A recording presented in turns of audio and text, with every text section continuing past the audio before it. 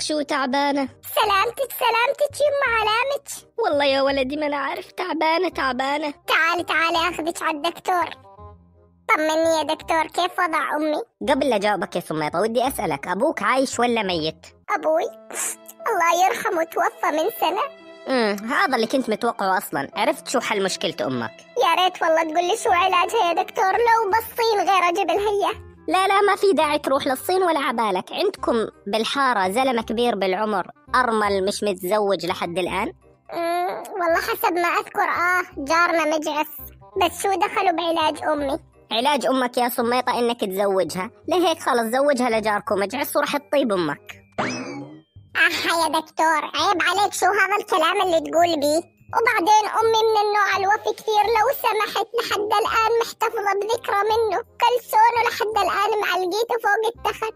شو اللي تقول تتزوج عليه؟ عمرها ما راح تتزوج، أمي ما راح تقبل أصلا. طيب اسألها أنت بالأول ليش تتخذ القرار عنها؟ هسه ورجيك بعينك. أمي حبيبتي، هذا الدكتور يقول علاجك إنه لازم تتزوجي، أكيد أنت راح ترفض الفكرة، صح ولا لا؟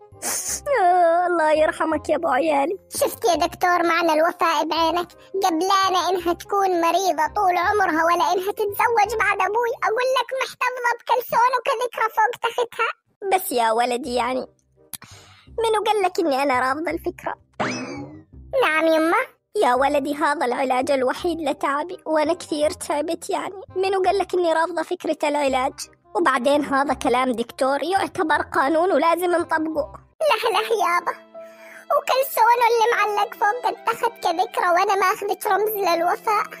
عند اول موقف صعب تنسي كل ذكرياته وكلسونه. شفت يا سميطة؟ سمعت منها الجواب. يلا زوجوها وان شاء الله انت راح تلاحظ الفرق بعينك بعد الزواج بشهر. لازم اطمن على صحة امي واشوف كيف صار وضعها بعد العلاج. مجايس حو خلاص. آسف لمقاطعتكم. أهلا يا سميطة يا ابني. والله بس جاي اطمن على صحة أمي بعد العرس، يعني إنه بدي أشوفها بعدها مريضة ولا لا. مريضة شو يا ولد؟ ولك أنا صبية عمري 20 سنة. شو 20 يا بنت الحلال؟ قولي 14. ولك أنت أحلى منهن كلهن يا بقبق عيني أنت.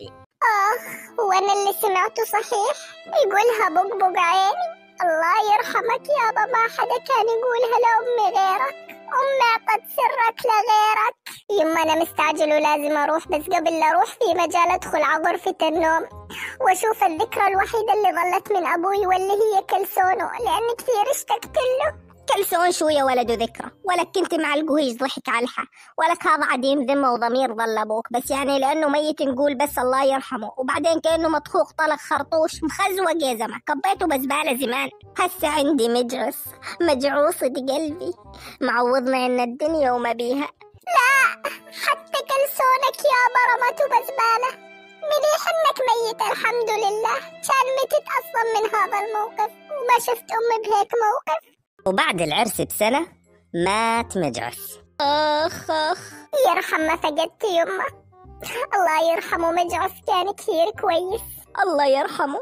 بس يمه مبين عليكي انك تعبانة مش بس حزنانة، خليني اخذك على الدكتور نكشف عليك. اخ والله انك صادق، رجع للمرض. تعبانة وبعدين بس ما بي داعي للدكتور، بديش ازيدها عليك. لا يمه لازم اخذك على الدكتور. يا ولد شو في داعي إلها المصاريف زيادة؟ إذا الروشيت اللي كتبها الدكتور قبل سنة عندك موجودة، صرف لي نفس العلاج، أنا عارفة حالي نفس الأعراض.